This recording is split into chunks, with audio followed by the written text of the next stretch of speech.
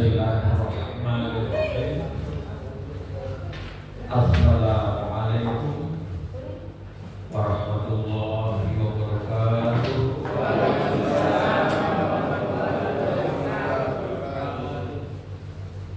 Subhanallah walhamdulillah wa la ilaha illallah wallahu akbar. Wala haula wala quwwata illa billah. Allahumma sholli ala Muhammad Rasulillah. Amma ba'da, a'udzu billahi minasyaitonir rajim. Bismillahirrahmanirrahim. Ya ayyuhalladzina amanu taqullaha haqqa tuqatih wa la tamutunna illa wa antum muslimun. Shadaqallahul adzim. Amma ba'du.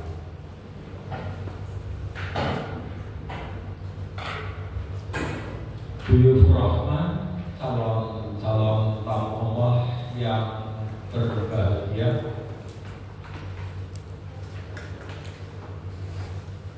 Bapak Ibu sehat?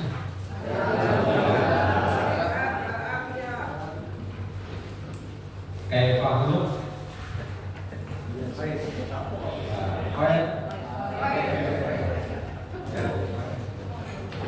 Apa kabar? Kayak Fahru, kayak Fahru.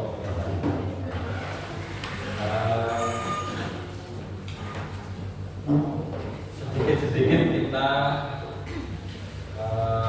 ada dasar secara bahasa komunikasi, ya, karena betapapun bahasa adalah jendela dunia. Sekarang ini Undip ini khususnya Fakultas Hukum mau wisuda harus kursus bahasa Inggris dulu, paling enggak TOEFL 500 ya. Jadi berbahagialah Bapak Ibu ketika bisa bahasa Inggris dan bahasa Arab, itu nanti di sana bisa kumpul dengan kawan-kawan.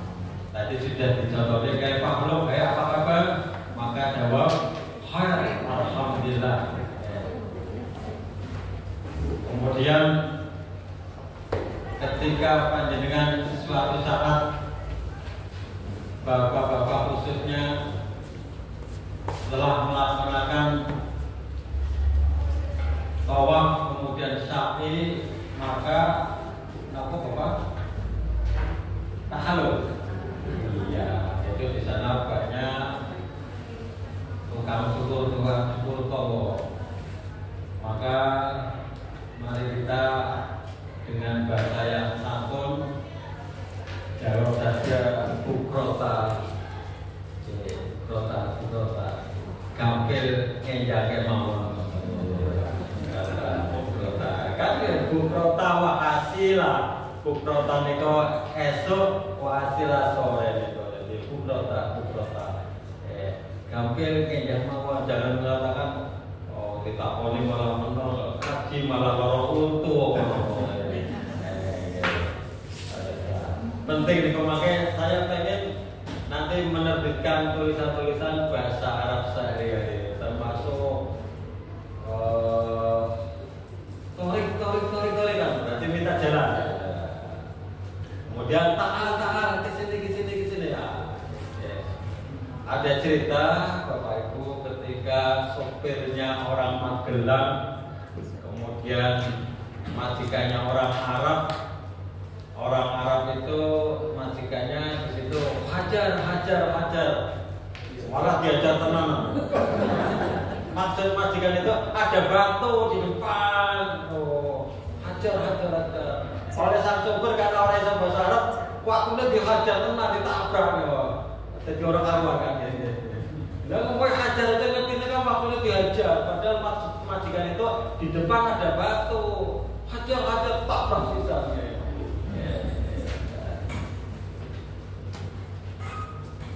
Bapak Ibu, setelah kita bersyukur kepada Allah, siang hari ini kita dipertemukan dalam suasana sehat walafiat. Yang kedua untuk bersolawat Allahumma sholli ala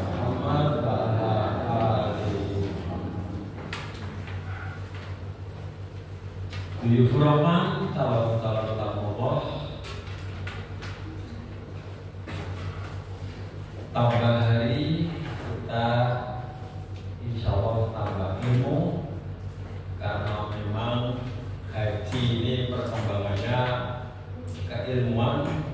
Saya dapat share dari sahabat saya Pak Ahyan bagaimana hasil mudzakarah putusan Majelis Kerajaan Arab Saudi tentang yang terakhir, tapi tadi saya jam 5 pagi bahwa dam, jadi denda bagi orang yang melakukan ibadah haji panjenengan tamaku ya, iya, tamak itu nanti terkena dam, menyembelih seekor kambing. Ternyata pelaksananya tidak harus di kota suci. Karena kota suci itu di situ Mekah, kemudian Madinah, kemudian tempat kita melempar jumrah, iya, kemudian Arafah itu kota suci. Kemudian ditemukan lagi sistem tanasul, kemudian sistem murur kemarin diberlakukan, tidak diberlakukan mabit di Mina karena mabit di Musdalifah, karena kondisi Musdalifah area tanahnya dikurangi 2 hektar untuk fasilitas MCK.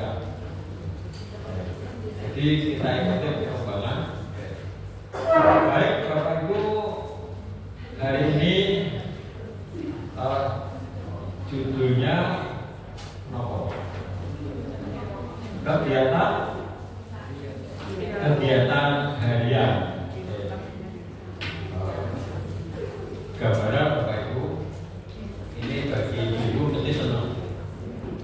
Healing jalan-jalan. Karena memang kita di sana 40 hari, ya, 40 hari. Haji kan kita dimulai pada tanggal 8 Dzulhijjah. Kemudian kalau kita nanti masuk ke Madinah, di Madinah nanti berapa hari Bapak Ibu? 8 hari. Ya, 8 hari. Mudah-mudahan panjenengan bisa sholat arba'in, sholat 40 waktu, walaupun itu hadisnya lemah, tapi eman-eman karena memang sholat di Madinatul Munawwarah di Masjid Nabawi itu 1 rakaat dihitung 1000 rakaat.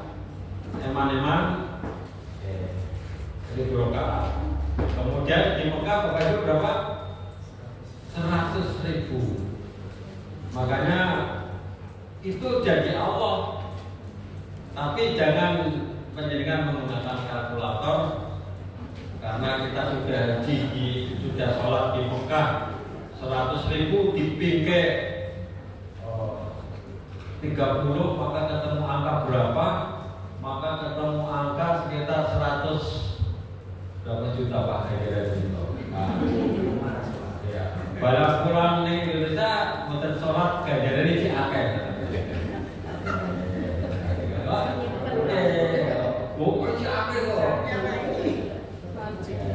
Mari Bapak Ibu, karena waqfud rabbaka hatta yaqal yakin. Lupa suaranya. Waqfud, maka sembahlah aku Tuhanmu, rabbaka Tuhanmu, hatta sehingga yaqal yakin, sampai dengan titik penggembusan nafas yang terakhir. Jadi sholat itu pakai lerene nggih yang wanger. Ini Mas ini kok. Kemudian ganti posisi, yang biasanya di belakang imam, suatu saat kita ada di depan imam. Makanya malaikat dikaget. Kula kalau yang sedo kok ora tau jamaah, terus digawa ning masjid ya malaikat kaget. Lagi urip kok ora tau ning masjid iki. Barang iya, Wis itu digawa ning masjid, njalukan ning ngarep pisan ya. Ini malaikat bingung niku lho. Jadi kepriye ini? Baik, itu.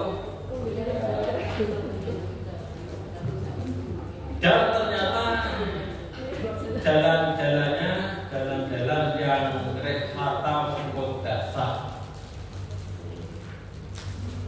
Artinya perjalanan yang suci nanti kita akan bagaimana kalau dulu kita punya image bahwa turunnya wahyu ada di Gua Hira, ternyata sekarang sudah ada museumnya. Kemudian jangan sampai panjenengan kok blank ditanya yang dimakamkan di Masjid Nabawi itu siapa saja. Dan sampai blank ternyata di situ Rasulullah Muhammad SAW didampingi Abu Bakar dan Umar itu wis bubar lagi makamnya siapa ya? Wis bubar kok lalen.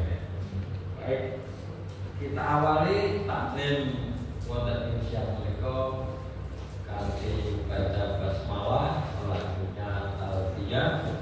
Monggo baca basmalah. Bismillahirrahmanirrahim. Monggo. Labbaik Allahumma labbaik, labbaik la syarika lak labbaik, innal hamda wa ni'mata laka wal mulk la syarika lak, labbaik Allahumma labbaik, labbaik la syarika lak labbaik, innal hamda wa ni'mata laka wal mulk la syarika lak, labbaik Allahumma labbaik, labbaik la syarika lak labbaik, innal hamda wa ni'mata laka wal mulk la syarika lak.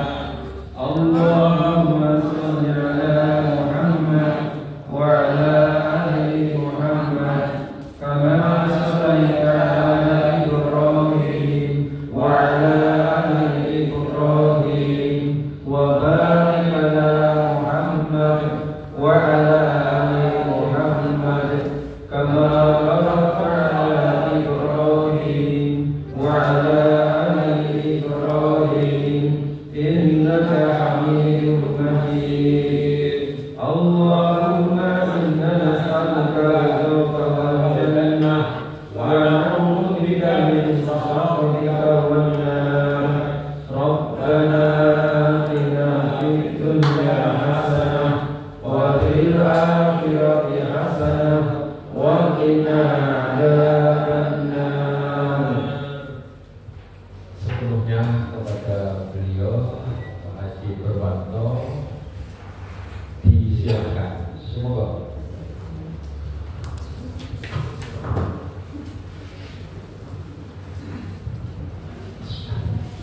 Assalamualaikum warahmatullahi wabarakatuh. Innal hamdalillah nahmaduhu wa nasta'inuhu wa nastaghfiruh wa na'udzu billahi min shururi anfusina wa min sayyiati a'malina may yahdihillahu fala mudilla lahu wa may yudlil fala hadiya lahu. Asyhadu an la ilaha illallah wahdahu la syarika lahu wa asyhadu anna Muhammadan 'abduhu wa rasuluhu la nabiyya ba'dahu. Allah Ta'ala walillahi 'alan nasi hajjul baiti man istata'a ilaihi sabila faman kafara fa inna Allaha ghaniyyun 'anil 'alamin. Shadaqallahul 'azim. Bapak Ibu, salam Allah yang senantiasa dimuliakan Allah, puji dan syukur tidak hentinya kita panjatkan kehadirat Allah. Alhamdulillah pada siang ini kita bisa berkumpul kembali di majelis yang mulia ini untuk belajar bersama-sama, mempersiapkan diri untuk bisa persiapan berangkat insya Allah haji tahun 2025 ini, supaya persiapan kita lebih maksimal. Salawat salam semoga untuk baginda Nabi Muhammad SAW. Semoga senantiasa kita istiqomah dalam mengikuti syariat beliau, dan insya Allah kita termasuk hamba-hambanya, termasuk orang yang akan dapat syafaatnya di yaumul qiyamah. Bapak Ibu, seperti yang tadi disampaikan oleh Pak Haji Mukmin ya, materi kali ini materi yang ringan-ringan saja, karena materinya kegiatan harian kita di Madinah dan juga di Mekah yang tidak kalah penting tadi disampaikan bagi yang ibu-ibu ya. Ini sesuatu yang ditunggu-tunggu di luar kegiatan ibadah. Jadi karena kita bisa melihat situasi kota Madinah dan juga kota Mekah. Baik Bapak Ibu, bahwa rangkaian kegiatan perjalanan haji kita nanti tentu akan menyesuaikan apakah kita ini masuk dalam penerbangan yang gelombang pertama ataupun yang kedua.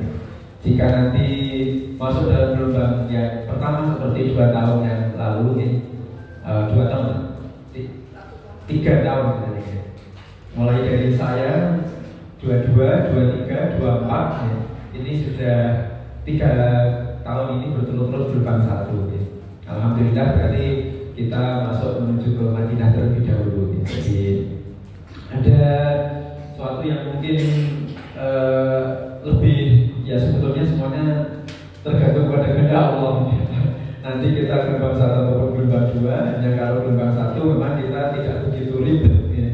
Karena kita mikotnya dari Bir Ali, sehingga dari berangkat dari tanah air itu masih nyaman saja pakai baju seperti biasa. Kemudian nanti setelah di Madinah kurang lebih sekitar 8 hari lebih, karena kita bisa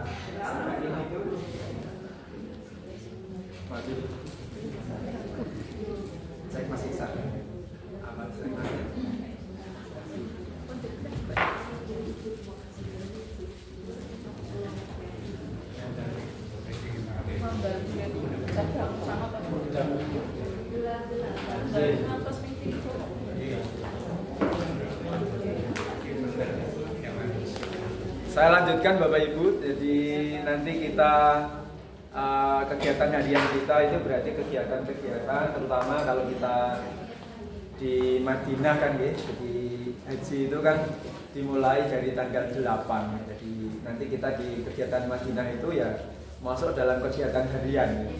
Karena kita belum memulai proses haji.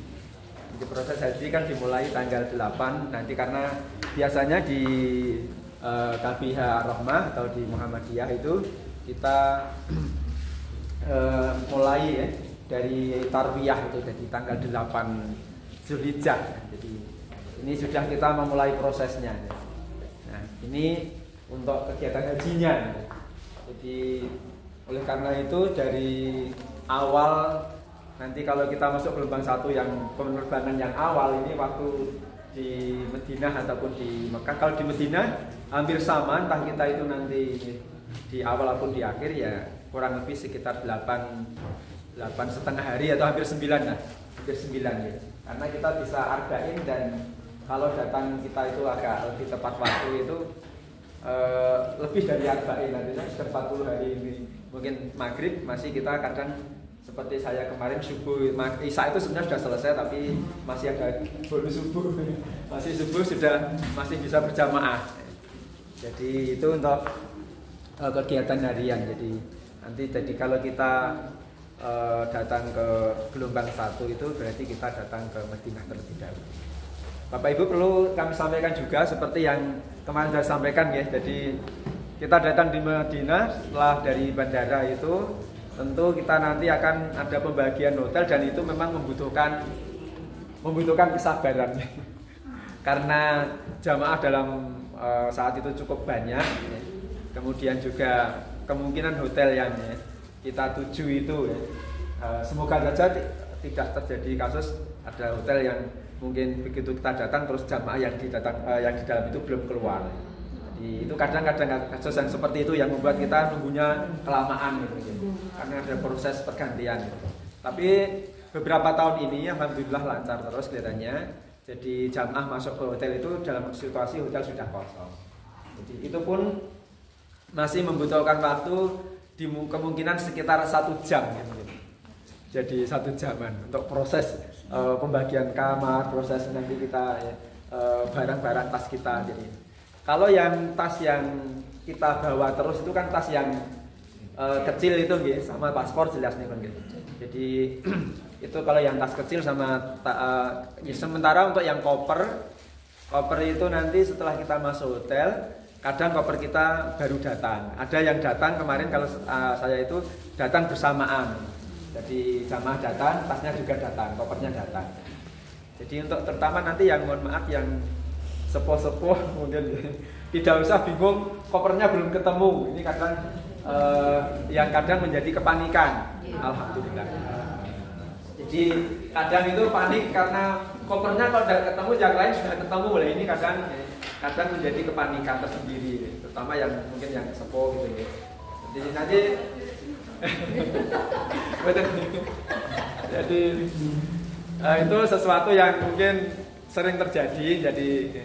Jadi nanti ada ketua regu, ada ketua rombongan ya. Jadi yang panjenengan yang mungkin sepuh dan kopernya belum ketemu, insya Allah koper itu aman semua, tidak ada koper yang nyasar ke tempat yang lain. Jadi itu insya Allah aman. Hanya mungkin karena kita di Madinah itu hotelnya mungkin kalau saya kemarin sampai 10 ya, sampai 10 lantai 10 tidak begitu tinggi ya. Kalau di Mekah kan bisa sampai 30 lebih kadang. Ya, kebetulan kami kemarin itu lantai 7 dan 6 gitu ya. Jadi tidak terlalu naik sampai ke lantai 30. Jadi di Madinah juga demikian lantai sekitar 6 atau 5 ya. Jadi itu nih. Jadi nanti panjenengan begitu datang tentu tas kecil tenteng itu sudah oke. Kemudian di sana panjenengan itu kamar-kamar sudah dibagi oleh KPI. Jadi siapa dengan siapa, dan setiap pembagian kamar biasanya dikaitkan dengan pembagian regu. Di pembagian regunya mana itu nanti biasanya kamarnya akan mengikuti. Kecuali nanti yang berdekatan biasanya urutannya misalnya regu 1 dengan regu 2. Regu 1 ini kok pembagian kamarnya ada selisih, nanti mungkin yang regu 2 naik atau mungkin yang regu 1 turun. Jadi masih nyambung seperti itu. Di Madinah, di Mekah juga nanti seperti itu. Jadi nyambung antara regu berikutnya dengan berikutnya. Itu nanti kalau mungkin pembagian kamarnya itu kebetulan mungkin tidak pas sesuai, hanya sedikit perbedaan. Kalau di Madinah seangkatan saya kemarin kamar itu dihuni 5 jamaah, sedangkan kalau di Mekah itu 4, jadi lebih longgar kalau di Mekah. Jadi kamarnya pun kelihatannya lebih besar di Mekah daripada yang di Madinah. Jadi satu kamar 4 orang, bednya 4 gitu. Kalau yang di Madinah itu satu kamarnya 5 orang. Jadi itu.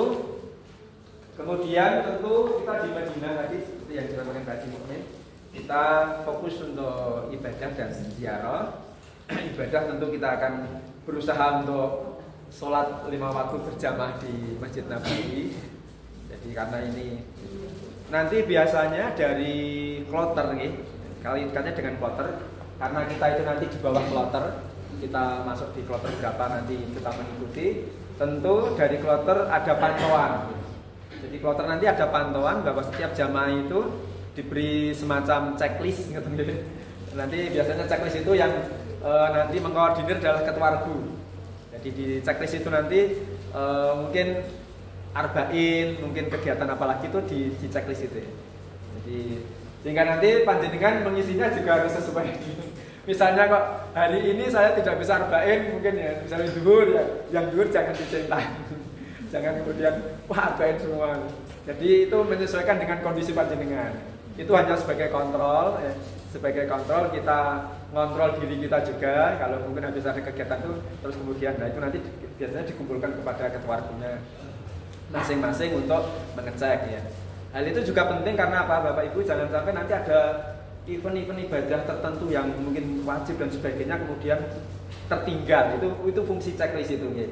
Misalnya ada kegiatan, contoh misalnya ada kegiatan yang wajib misalnya ya. Kalau yang di Madinah kan belum ya. Nanti kalau sudah yang di Mekah yang haji itu kan ada ya, apakah ini sudah tawaf wada atau belum, apakah ini sudah tawaf ini. Kalau tidak diceklis mungkin nanti ada yang lupa kemudian tidak diingatkan atau dikontrol. Nah, itu biasanya nanti selain diceklis dari kloter ada petugas dari pembimbing haji gitu. Itu ada satu petugas khusus untuk pembimbing yang ibadah, dan kemudian juga dari KBIH tentu akan selalu menyisir gitu. Jadi siapa yang pada saat ada event kegiatan terus disisir siapa yang belum itu terus diawasi terus, jangan sampai ada salah satu kegiatan terutama yang ibadah yang wajib sifatnya atau apalagi rukun misalnya kemudian ada jamaah yang tidak bisa mengikuti karena itu fatal gitu.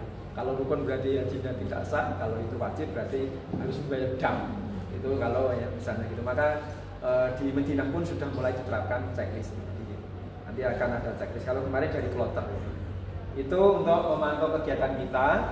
Nah, kegiatan kita di Madinah, terutama yang mungkin agak yang sepuh-sepuh dan atau mungkin yang tidak familiar dengan situasi dan kondisi hotel ya. Nanti kita kalau kita di RSI manasik terakhir biasanya, kalau kemarin kita manasiknya di masjid. Jadi tidak mengenal lift untuk naik gitu ya. Kalau angkatan 2 tahun yang lalu katanya di lantai 7 itu atau di lantai yang aula atas itu ya, dikenalkan naik lift seperti ini. Jadi untuk yang ibu-ibu saya sarankan juga yang mungkin sepuh dan sebagainya, selama aktivitas kegiatan jangan sendiri. Jangan nanti bingung misalnya kalau masuk lift sendiri kemudian bingung mau keluarnya bagaimana, lantainya berapa dan sebagainya. Jadi diharapkan terutama dalam satu regu atau satu kamar itu kemana-mana kalau bisa, terutama yang sepuh mendampingi ya, yang mungkin yang muda-muda itu mendampingi. Jadi jangan sampai nanti pas di Madinah juga demikian, masuk tadi pintu berapa terus keluar pintu berapa bingung mau masuk. Jadi panjenengan selain di hotel nanti pasti yang pertama akan mengenal situasi hotel gitu, liftnya seperti apa dan rata-rata ya satu hotel itu liftnya sampai 5 atau 6 lift gitu ya. Sehingga kita di sana pun sementara jamaah kapasitas hotel itu kan juga kalau di Madinah mungkin tidak begitu banyak sih, kalau di Mekah yang luar biasa ya. Karena lantainya sampai 30. Hanya liftnya lebih banyak juga ya. Jadi yang tadi ya, yang sepuh-sepuh mungkin kalau aktivitas harian keluar hotel, apakah itu nanti mau mungkin belanja ataupun mau ke Madinah, Masjid Nabawi itu jangan sampai sendirian. Ini pengalaman kadang seperti itu hilang gitu, jadi hilang. Dan kita berdoa semua semoga saja sehat ya. Karena pada saat saya berangkat tahun 22 itu ada yang baru sampai di Madinah itu sudah minta pulang. Ada yang sudah gitu ya. Satu jamaah itu selama aktivitas itu seringnya hilang, kemudian kalau enggak gitu terus minta pulang gitu. Ada jamaah dari kloter saya itu, dari kloter Kendal itu ya. Tapi bukan dari kita sih. Ya, tapi sampai di Madinah itu sudah minta pulang. Iya. Betul ya. Jadi memang mungkin tidak, tapi mungkin sudah pulang karena mungkin ya, macam-macam lah mungkin ya. Itu minta pulang. Jadi repot. Jadi untuk kegiatan kita, kegiatan harian kita nanti di Madinah, di fokus kalau kita di Madinah tentu ibadah tadi ya, ibadah. Dan di Madinah nanti terutama yang sudah umroh mungkin sudah besok ya, nanti kita akan pertama kali menandai ya. Kalau perlu difoto Bapak Ibu. Begitu panjenengan nanti masuk ke Madinah, panjenengan dari hotel itu mau masuk pintu berapa, minta tolong pintunya itu difoto pintu masuknya. Karena ini untuk menghindari kalau panjenengan nanti tidak bisa pulang atau tidak bisa keluar di pintu itu, nanti kemudian bingung. Nah makanya saya kemarin juga gitu, begitu masuk pintu ini, oh pintunya sekian. Kalau kita yang kecil mudah-mudahan mungkin masih dikasih, oh pintunya sekian, nggak usah difoto nggak. Tapi kalau yang mungkin agak lupa difoto ya juga untuk memudahkan panjenengan. Itu masuk ya, jadi masuknya pintu panjenengan keluar dari hotel. Kalau di Madinah hotelnya relatif lebih dekat. Saya kemarin sekitar 250 dari hotel itu kelihatan, Masjid Nabawi itu kelihatan. Jadi relatif lebih dekat kalau di Madinah. Ya ada yang mungkin jaraknya kalau hotelnya yang agak jauh mungkin sekitar setengah kilo lah, 500 meter. Tapi kalau kami kemarin itu hanya 200 meteran, 250-an. Jalan kaki tidak ada 5 menit itu sudah sampai di masjid itu. Jadi yang pertama nih, selain panjenengan nanti aktivitas hariahnya di hotel, kemudian kalau yang di Madinah tentu di Masjid Nabawi.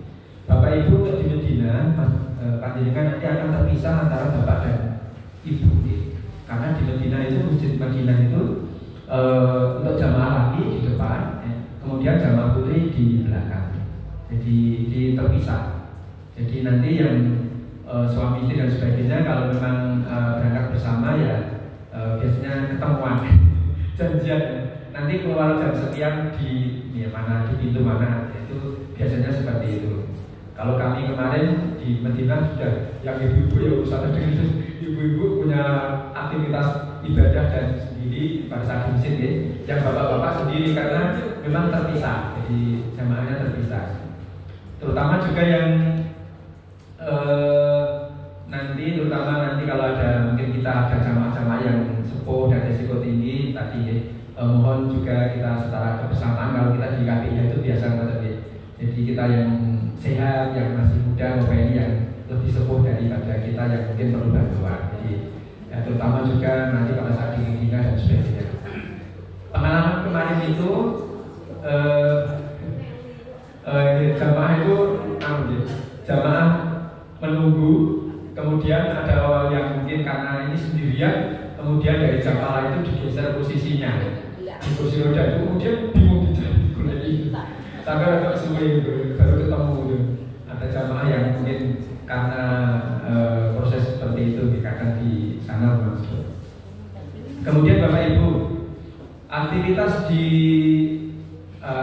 Masjid Nabawi tentu kita nanti untuk yang di sana ada fasilitas yaitu raudhah nih, yang mungkin salah satu apa yang menjadi keinginan kita semua. Untuk yang raudhah itu dari kloter itu ada jatah 1 kali. Jadi pakai tasrik dari kloter, nanti misalnya kloter sekian itu ada jadwalnya, nanti yang kursi ketua kloter bersama-sama dengan KPI ya. Kemudian nanti kita dapat jatah 1 kali untuk masuk raudhah. Ya. Beda jadwalnya antara yang laki dan perempuan. Ya. Yang laki-laki karena tempat pintu masuknya juga beda, nanti di dalam juga tidak boleh campur. Kemudian yang putri juga demikian. Hanya kalau yang putri sebetulnya peluang masuk raudhahnya lebih besar, lebih banyak, karena hampir setiap hari setelah subuh itu ya ada pintu-pintu tertentu yang dibuka untuk masuk raudhah, akses yang ibu-ibu tertentu. Kalau yang bapak memang aksesnya ada jam, terutama yang di luar setelah subuh itu ya. Kemudian memang ada aplikasi khusus yang dipakai selain yang kita pakai dari tasir kloter ya. Jadi itu untuk masuk raudhahnya. Demikian untuk yang kegiatan di Madinah. Jadi 8 hari itu kita melakukan aktivitas ibadah di sana di Masjid Nabawi. Kemudian kita akan melakukan ziarah atau bahasanya ya nampak tilas begini ke tempat-tempat ya. Di buku panduan haji ibadah haji ini nanti panjenengan di manasik akhir biasanya itu panjenengan nanti akan diberikan jadwal buku ini. Selain panduan secara umum ada jadwal kegiatan per hari. Jadi nanti misalnya panjenengan hari ini apa kegiatannya ya. Nanti di Madinah ya, ini belum nanti diberikan pada masa akhir biasanya. Dan di Madinah itu untuk proses ziarah ya, atau ya, kita mungkin berbelanja ya, secara bersama-sama ya. Itu kalau kemarin dari KPI itu ada 1 kali ya, rombongan ziarah atau kemudian mungkin juga berbelanja. Kemudian yang dari hotel kemarin kita juga dapat 1 kali. Jadi di Madinah itu 2 kali rombongan untuk kegiatan ziarah dan kegiatan semacam apa ya, tadabbur alam. Jadi yang pertama jadi tempat-tempat yang dikunjungi biasanya di sekitar hotel. Kebetulan kalau pas kami kemarin itu kan habis COVID ya. Jadi Pak Haji Farkan saat itu penerbangannya terlambat 5 hari karena beliau terkendala ada pemeriksaan yang belum selesai saat itu sampai terkendala 5 hari. Jadi kami di Madinah itu mohon maaf bahasa saya mungkin kelangan Pak Haji Farhan itu 5 hari.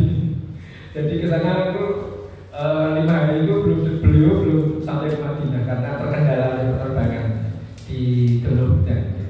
Sehingga ziarah yang ada di sekitar masjid Madinah sekitar hotel itu ternyata ada yang kelewatan. Kalau beliau kan sudah hafal persis jalan-jalan langsung gitu ya. Jadi kemarin kami ziarahnya pada ziarah yang bersama-sama lewat bis. Mungkin saya pakai ini aja, mungkin gambaran daripada saya hanya ngomong, tapi tidak ada ini ada.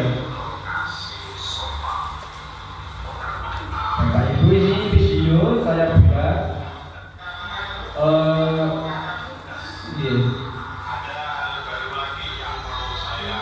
Belum keluar. Belum keluar. Oh,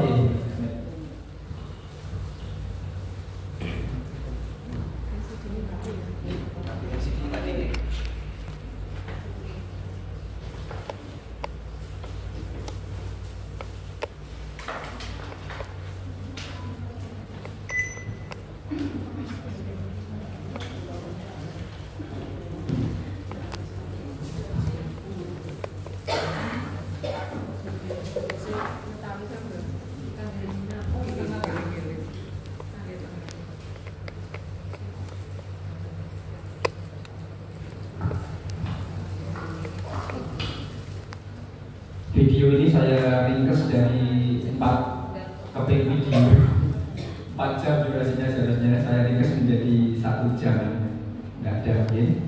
Jadi saya potong-potong videonya. Ini gambaran hotel yang ada di Medina saat kami kemarin ke sana. Hotelnya Manazil Al-Falah, di hotel Manazil Al-Falah.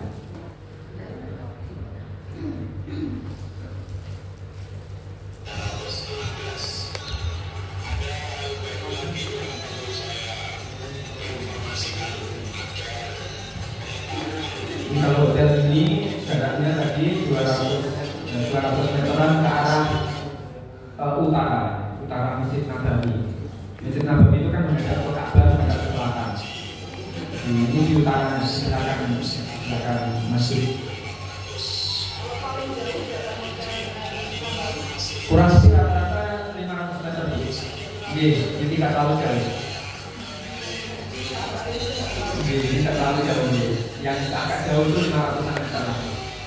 Kalau kami kemarin kebetulan pas 250 kan kelihatan dan bisa dilihat di sini.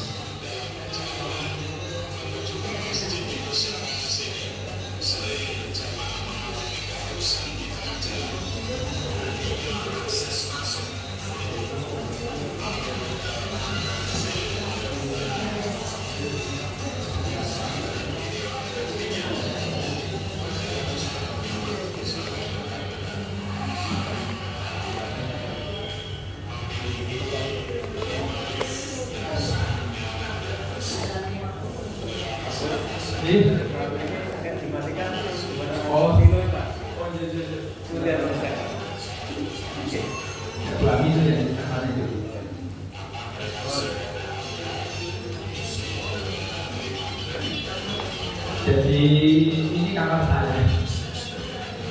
Kami berlima di kamar ini. Kebetulan ada satu orang yang gangguan karena tidak bisa jalan. Diri kami Pak. Satu teman itu tidak bisa jalan.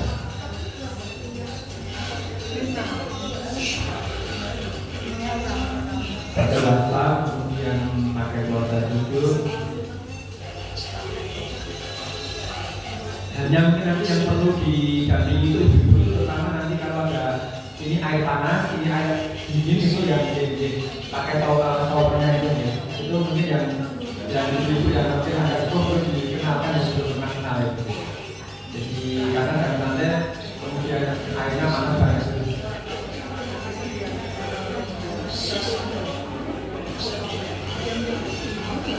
Fasilitas makan, minum, bisa banyak akhirnya melimpah. Jadi kita tidak kekurangan. Kalau minum air belanja mobil itu sisa banyak.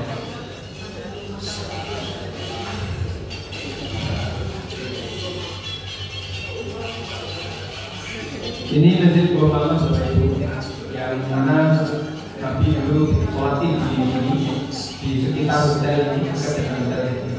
Dengan manazil itu hanya 50 meter di sebelah selatannya ini. Ya.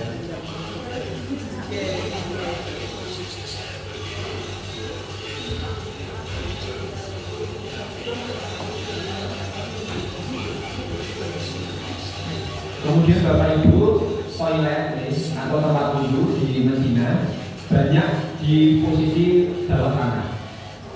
Ya, banyak di bawah tanahnya. Jadi di bawah tanah. Jadi ya ada sih satu dua yang di apa istilahnya di samping hotel itu, yang di tengah di samping masjid. Tapi kebanyakan di bawah tanah. Terutama yang untuk WC-nya itu di bawah tanah semua. Jadi tidak. Tapi kalau tempat wudhu ada sebagian yang di samping masjid tidak di bawah tanah, tapi yang paling banyak itu posisi-posisi yang ada di bawah tanah. Jadi pakainya di pencet ya, jadi tidak dikulir tapi di pencet nanti habis pencet lagi, habis pencet lagi. Jadi modelnya itu kerannya gitu. Ini WC biasanya untuk yang kursi roda ataupun yang itu ada WC yang ukurannya lebih besar. Jadi itu sebetulnya dikhususkan bagi yang pakai kursi roda atau kursi. Jadi biasanya seperti itu. Kalau WC biasa tidak ada. WC biasa tidak. Artinya yang pakai kloset itu hanya yang untuk yang resmi, risiko tinggi. Atau artinya yang justru yang banyak yang tidak kloset.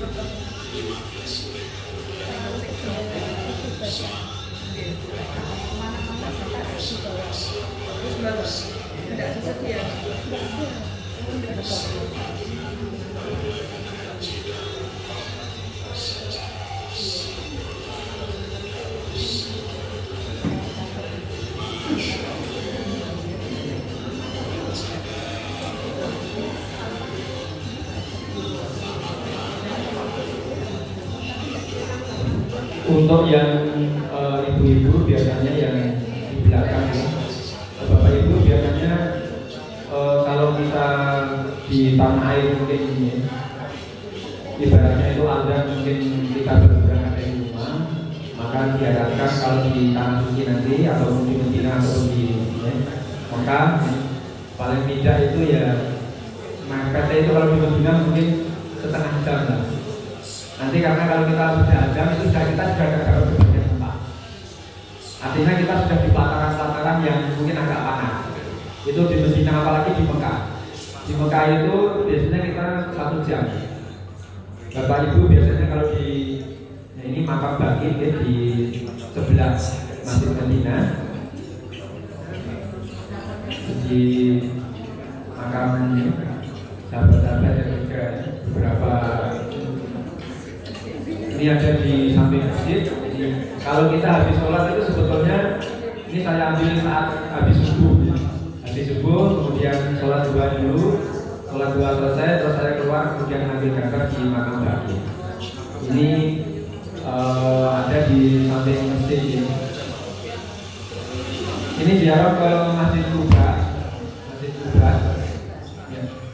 Jadi salah satu masjid yang apabila kita lebih 2 rakaat kemudian berangkat dan sholat sunnah di Masjid Quba itu pahalanya seperti umroh. Jadi ini salah satu Masjid Quba. Nanti kita di ziarah di Medina pasti akan sampai di Masjid Quba ini. Di Masjid Quba juga antara laki dan perempuan bisa. Jadi tempat duduknya sendiri, kemudian nanti tempatnya juga sholat sunnahnya juga sendiri. Tapi ini Jabal Uhud. Jadi kita mengenang kembali tentang peristiwa perang Uhud.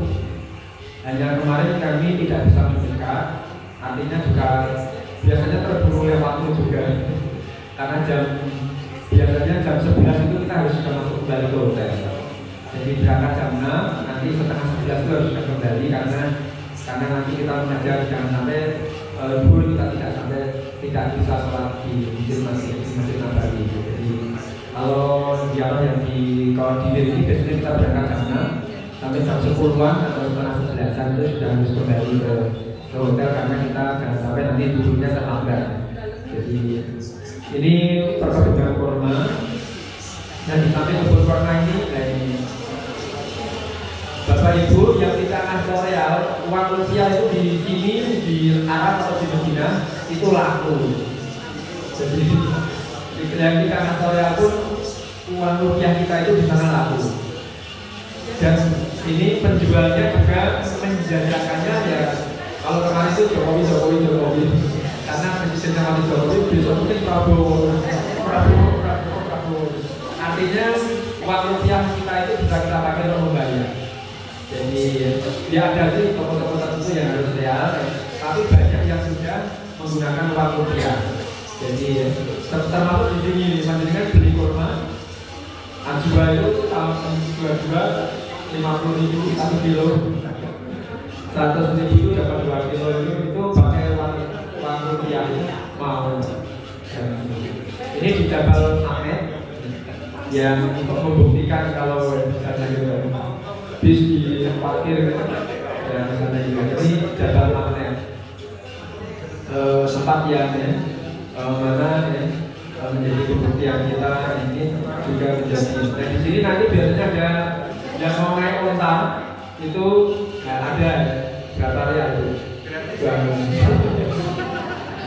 real ya. 10 real kayaknya ini. Onta ini bisa ditumpangi 2 orang, misalnya mau 2 orang itu bisa. Hanya kalau tidak hati-hati mohon untuk yang naik onta itu karena kadang pas saat berdiri itu kan agak kaget gitu ya. Seperti kemarin ada yang mau jatuh gitu, kaget gitu karena berdirinya kan agak jadil gitu. Jadi, dan ini di Museum Al-Quran di Madinah masih ini. Jadi di Museum Al-Quran, ini juga menjual Al-Quran Bapak Ibu. Al-Quran yang Madinah itu nih. Saya sarankan kalau panjenengan nanti mau oleh Al-Quran, belinya lebih baik di museum.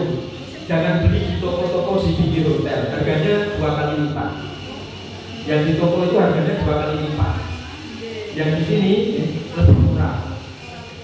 Jadi saya cek itu di toko sebelah yang kami hotel kami kamar itu harganya 2 kali lipat dari yang kita beli di museum. Jadi itu yang orang Madinah itu nih. Nah ini Bapak Ibu, panjenengan itu setiap akan melakukan kegiatan dari KB-nya itu ada pengajian hari Senin dan hari Kamis. Kegiatan besok mau dilakukan apa itu di pengajian 2 itu sudah disampaikan semua. Besok kita akan seperti ini. Jadi tertata sudah. Jadi tidak ada kegiatan yang tanpa persiapan.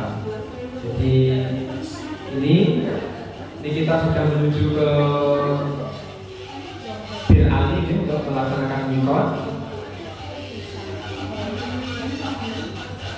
Jadi melakukan mikot di Bir Ali.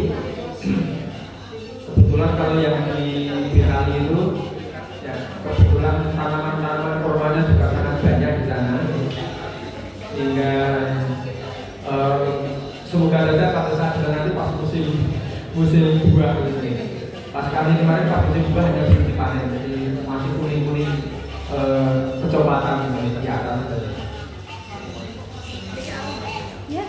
Nanti untuk yang bagaimana ikhram dibaca di buku ini, larangan-larangannya apa, kemudian yang bapak-bapak tentu tidak boleh pakai untuk kepala ini misalnya. Kemudian juga hanya pakai dua helai kain ikhram ini ya.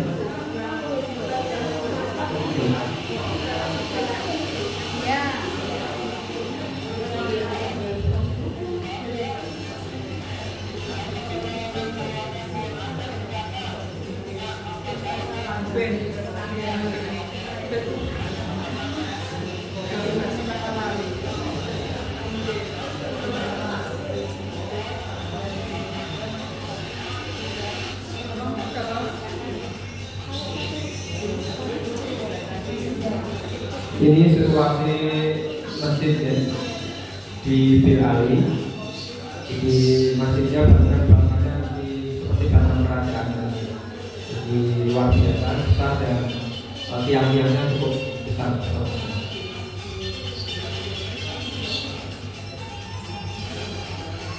Saya tempatkan Bapak Ibu.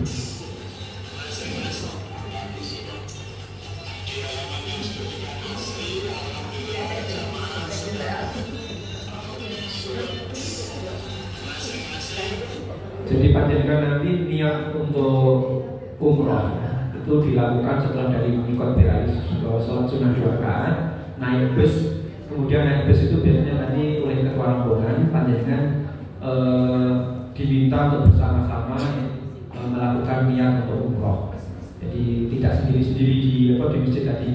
Apalagi nanti kalau kita jamaah full, kalau soalnya kan 50% atau 60%, itu tentu akan sangat ramai masjidnya. Kalau kita niat di dalam itu akan yang lain mesti diganggu yang sedang sholat dan sebagainya. Maka niat umrohnya dilakukan di pas kita selesai sholat sunnah di Bir Ali, naik bus, kemudian oleh masing-masing ketua rombongan bus itu memimpin bersama-sama untuk melakukan umroh.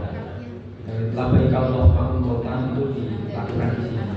Nanti kan sudah masuk, kecuali kalau kita masuk di kloter atau gelombang 2 itu beda lagi.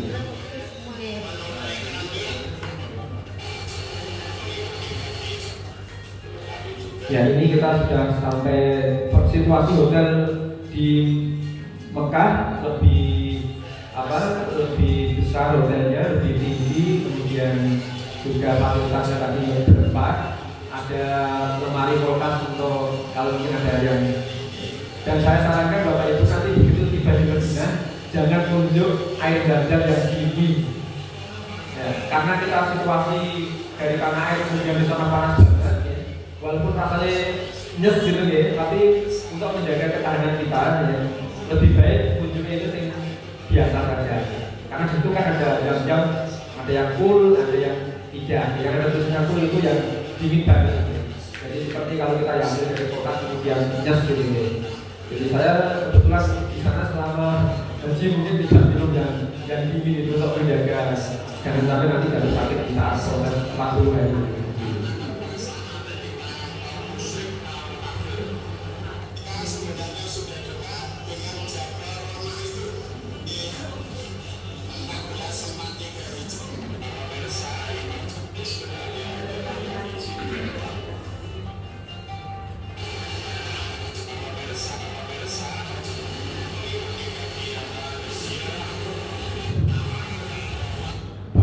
Untuk yang di Mekah nanti, ziarah yang terkoordinir oleh KPI-nya itu kalau rata-rata 2 kali. Jadi pakai rombongan bus itu kita. Ziarah yang pertama adalah ziarah persiapan untuk kegiatan haji. Jadi ziarah mengunjungi tempat-tempat, ya, selain juga ya, mungkin ada perjalanan menuju ke Arafah, Mina dan Musdalifah itu kita nanti lewat ada ke bukit atau gunung Tur ya, di mana dulu ya Nabi kita pada saat hijrah itu ya, di Gua Tur, kemudian nanti kita sampai di tempat untuk persiapan haji yaitu di Musdalifah, dari Arafah dulu, kemudian pulangnya nanti ke Musdalifah, kemudian ke Mina. Jadi itu persiapan tempat-tempat ziarah yang akan kita lakukan nanti saat ibadah haji. Itu ziarah pertama ya. Jadi kemudian pulangnya dari sana nanti kita akan mampir ke Gua Hira. Hanya kita tidak naik ya, hanya di jauh bawah itu Gua Hira. Kemudian kalau kita mau naik sendiri itu bisa ya. Nantinya Pak Bakar biasanya memfasilitasi, monggo yang mau rombongan ke Gua Hira nanti rutenya gini. Teman-teman kemarin ada yang muda-muda itu ada yang habis subuh di sana, kemudian habis subuh naik di Gua Hira. Itu nanti ditunjukkan di bawah kan. Naik taksi ya, naik taksi kurang lebih rata-rata taksi itu kalau di sana berapa? 10 rial kali 5 sekitar 60-an rial. Satu rombongan ini. Mungkin tergantung jarak juga nih. Kalau sekitar untuk tempat-tempat yang mikot itu sekitar 60 rial. Jadi Jadi itu bisa rombongan 5 orang atau 4 orang nanti dibayar setelah selesai. Jangan dibayar pada saat naik, kemudian nanti panjenengan kemudian ngikut, kemudian pulang atau mau kembali tidak ada kajinya. Jadi dibayarnya setelah selesai. Jadi jangan dibayar duluan, nanti ditinggal dengan pulangnya nasi lagi dibayar lagi. Jadi itu ziarah yang pertama. Ini gambarannya. Ini di belakangnya Bukit Sur ya. Jadi di mana Nabi kita pada saat hijrah itu ditemani oleh sahabat Abu Bakar, mampir dulu di Bukit Sur karena pengajaran orang-orang Quraisy.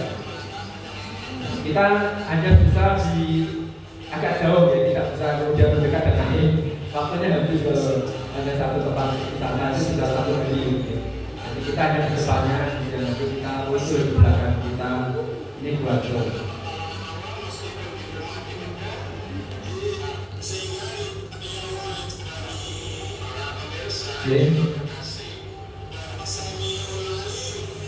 Ini kita ziarah di Arafah, di Arafah. Hanya kebetulan karena kemarin COVID itu masih di pagar itu kita tidak bisa mendekat. Semoga saja besok sudah mulai bisa mendekat di bawahnya, ya. Sehingga dengan ziarah ini panjenengan nanti saat melakukan haji itu sudah tahu mana itu tempat-tempat yang akan kita kunjungi pada saat nanti kita melakukan haji. Jadi keuntungan dengan ziarah di awal ini, panjenengan sebelum melaksanakan haji itu panjenengan juga tahu bahwa oh tenda Mina di sini, tendanya bentuknya seperti ini. Nanti kita akan mandi di Mina setelah kita ya.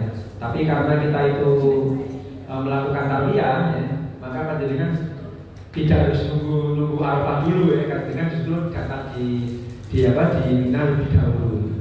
Jadi itu keuntungan kita mengikuti tarbiyah, karena kita tanggal 8 sudah di sana. Teman-teman yang tidak dari Muhammadiyah biasanya mengambil tiket pemerintah itu langsung di Arafah, maka kita sudah survei lokasi dulu. Itu keuntungan kita mengikuti tarbiyah. Jadi kita masih sepi, kemudian mohon maaf kemarin itu kita pakai 2 tenda untuk kita sendiri. Tenda-tenda masih kosong bisa kita tempati semua gitu. Kemudian nanti setelah rombongan datang itu baru kita pindah tempat karena sudah ada kamping-kampingnya. Nah sebelumnya itu ada 1 tenda yang kita pakai untuk musola karena memang saat itu teman-teman belum datang. Jadi keuntungan mengikuti tarbiyah itu salah satunya panjenengan datang lebih dahulu, sudah survei tempat, tahu kamar mandinya seperti ini, sudah coba kamar mandi macam-macam, sudah tahu lokasi. Dan kemarin kita pada saat hari tarbiyah itu kita sudah sampai survei Jamarot. Jadi yang lain belum melakukan lempar Jamarot, kita sudah survei dulu, sudah ke Jamarot dulu walaupun belum melempar. Karena tanggal 8 kan belum mulai, ya. Belum wukuf kita. Dan 8 pagi itu masih ada waktu, dimanfaatkan saat itu kita diajak, mari kita survei Jamarot, jalan kaki nyoba sampai ke Jamarot berapa jam. Kemudian situasinya Jamarot seperti apa? Karena saya yakin ya, dengan haji yang full itu situasi Jamarot akan lebih penuh. Ya. Kalau kemarin kita di hari Nahr atau hari Idul Adha, lempar jumroh pertama itu sepi. Jadi kebetulan kita ngambil jadwal jam 10 ya. Sebetulnya waktu after, termasuk jadwal kita sore, hanya ada 1 kloter yang meng-cancel jadwal. Sehingga akhirnya jadwalnya dia kita pakai, jadwal kita yang habis asar dipakai oleh kloter itu. Dan kebetulan justru sepi saat itu. Saat lempar jumroh yang pertama di Jumrah Aqabah itu. Ini tempat Ismail ya, di Sembelih ya. Dan pemerintah Sembelih. Ini di samping jalan Bapak Ibu, kita hanya berhenti sebentar karena ini jalan raya. Jadi tempatnya di samping jalan gitu ya. Jadi kita. Nah ini yang di gua ya, di Jabal Nur, di Gua Kirok. Ini yang banyak teman-teman yang naik ya. Rombongan Sukoharjo yang muda-muda itu naik ke Gua Kirok sampai sholat di Gua Kirok. Walaupun tempatnya sudah sepi banget.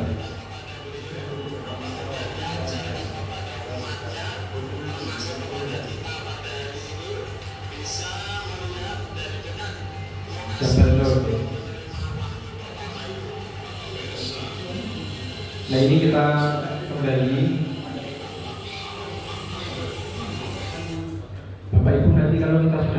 Mekah biasanya kita istirahat di KBI kita, tidak memaksakan diri datang, kemudian kita melakukan umroh kudung atau haji. Jadi biasanya kita datang, jamaah sudah istirahat dulu beberapa jam. Ya. Kalau kemarin kami itu datang siang, jam 1 atau jam 2 siang, kemudian mulai KBI kita melakukan umrohnya itu jam 10 malam. Jadi jamaah karena sudah sholat isya sudah selesai, kemudian agak sedikit, kemudian kita melakukan kegiatan itu jam 10 malam, mulai dari tawaf, kemudian sa'i, kemudian tahallul umroh itu. Nah, kemudian bagi ibu-ibu ataupun jamaah kita yang sepuh yang harus dijorong, misalnya itu pakai kursi roda, itu kita fasilitasi di pagi hari itu. Jadi setelah kita malamnya yang bahasanya yang reguler yang umum itu melakukan umroh, nanti jamaah yang sepuh-sepuh harus dibantu dengan kursi roda, itu kita layani pagi hari sekitar jam 7 atau jam 8 itu. Jadi itu setelah yang lain sudah melakukan aktivitas harian. Sementara yang kita yang mungkin masih punya tenaga sehat itu nanti akan melayani saudara-saudara kita yang harus didorong pakai, dan didorongnya tentu tidak bisa tawaf di pelataran Ka'bah. Jadi mohon maaf yang mungkin harus didorong pakai kursi roda itu tawafnya nanti di lantai 2, 3 ataupun yang di rooftop di atas itu. Jadi nanti menyesuaikan tempatnya yang memungkinkan yang mana gitu. Dan butuh waktu saya coba sebelum dorong itu saya coba sendiri itu jalan agak cepat banget itu 1 jam lebih sedikit. Jadi kalau jalannya untuk ngecek dorong proses tadi lari-lari itu 1 jam cukup. Tapi kalau jalannya biasa itu mungkin 1 jam seperempatan untuk yang tawaf di lantai 2 gitu ya. Lantai 2 ataupun lantai 3 gitu. Nah ini Pak Farhan biasanya nanti setelah kegiatan menunggu masa haji itu banyak waktu yang kita pakai untuk apakah itu untuk ziarah di sekitar Masjidil Haram ya. Biasanya panjenengan nanti akan ziarah ke Masjidil Haram ya. Oh ini dibawa ke hotel hotel jam-jam yang ada jam-jam tower di depannya itu dikenakan ini hotel jam-jam tower, kemudian nanti panjenengan akan dibawa keliling Masjidil Haram ini pintu ini sehingga nanti panjenengan kalau mungkin suatu saat ya. Di sana itu ini Bapak Ibu, kita masuk pintu Masjidil Haram, keluar belum tentu bisa masuk keluar pintu itu karena kadang ada penyekatan yang dilakukan oleh askar yang membuat kita itu harus keluar di pintu yang lain. Itu yang panjenengan harus berhati-hati. Maka saya katakan tadi jangan sampai panjenengan itu sendirian, terutama yang sepuh ya. Jangan sampai sendirian karena nanti begitu ada penyekatan itu panjenengan tidak bisa kembali ke pintu yang tadi karena ditutup pintu keluarnya. Haji itu sebenarnya diarahkan ke pintu yang mana harus panjenengan keluar. Dan ternyata itu belum tentu pintu yang panjenengan tadi masuk. Itu yang saya katakan tadi ya, maka diharapkan jamaah itu kalau ke Masjidil Haram ataupun ke tempat yang lain ya, kecuali yang nom-nom itu silang nanti akan balik dulu. Tapi kalau yang sepuh-sepuh itu jangan sampai nanti kemudian dinyatakan hilang. Ya selama ini sih baru kemarin mungkin ada jamaah yang baru hilang gitu. Angkatan saya itu alhamdulillah selama proses jadi tidak ada jamaah yang hilang. Nah kemarin itu baru dari Kendal itu ada beberapa yang sok hilang gitu, hilang itu beberapa kali itu yang kemarin, tapi sebelumnya ya tidak ada. Ya, nah itu maksud saya itu karena situasi sholat pada saat kita masuk Masjidil Haram begitu sok-sok sudah diatur semua ini. Kalau di Masjidil Haram memang tidak bisa dipisahkan laki dan perempuan, dan tempatnya semacam dibuatkan sekat-sekat gitu ya. Karena kalau di Masjidil Haram kan kadang ini sampingnya perempuan, sininya laki, memang kondisinya seperti itu. Jadi beda nih. Nah ini situasi lantai paling atas. Pada saat kami 2 tahun yang lalu itu sedang dibangun juga ya. Mungkin sekarang atau bisa panjenengan ke sana sudah berubah situasinya. Yang di lantai paling atas itu nih. Tahun kemarin pakai mobil golf itu nih. Difasilitasi mobil golf bagi yang mungkin sepuh-sepuh yang tidak bisa atau didorong itu naik mobil seperti mobil golf itu. Jadi difasilitasi itu. Saya belum tahu apakah bayar atau tidak. Mesti mungkin bayar. Yang dorong aja itu ya. Bapak Ibu kalau di KBI lain mohon maaf ya. Sekali dorong itu mungkin bisa 300 riyal atau yang menggunakan jasa Masjidil Haram sekali dorong jamaah itu untuk tawaf atau untuk sa'i itu 300 real. Panjenengan bisa membayangkan 300 real itu pada saat itu 1.300.000. 1.300.000 itu baru satu kali ibadah loh ya. Belum nanti kegiatan ini. Kalau di jamaah kita lillahi ta'ala, dan insya Allah sehat-sehat pokoknya lillahi ta'ala. Jadi selain kita tawaf sendiri kan, dorong tawaf itu kan juga kita ada ibadah lagi. Jadi dapat bonus yang lainnya, tawaf sekali mungkin kita tawaf 2 kali dengan dorong dan sebagainya itu. Jadi ini situasi panjenengan nanti akan dibawa, oh ini Masjidil Haram, oh ini pintu sekian, oh ini foto di atas. Jadi ini.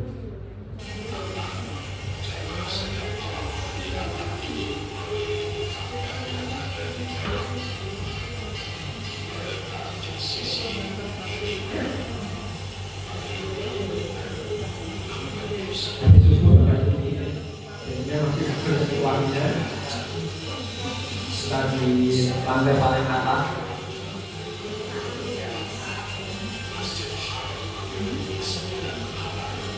Di menara-menaranya saat itu tahun 22 itu belum selesai semua dibangun, direhab. Jadi ada penambahan menara-menara baru. Ada 9 menara ya. Satu menara yang tunggal itu hanya menara di sofa, di atas di bawahnya itu ada 4 sofa. Jadi yang lainnya menaranya kembar semua. Ada 8 titik menara kembar. Satu menara yaitu di sofa.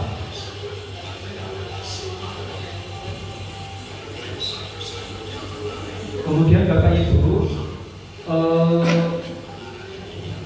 untuk lokasi jadi panjenengan nanti kita tidak tahu, tahun kemarin sudah di Mispalan, 2 tahun ini kita di Mispalan. Kalau saya kemarin di Jarwal untuk pemondokan hotelnya ini. Hanya kalau di Mispalan memang jaraknya sekitar hampir 2 kiloan ya, ke Masjidil Haram, sehingga kita mau tidak mau mungkin naik bis ya. Ya pelabuhan dulu ya, untuk mereka itu panas banget soalnya. Tapi kalau saya kemarin di Jarwal itu hanya 1 kilo.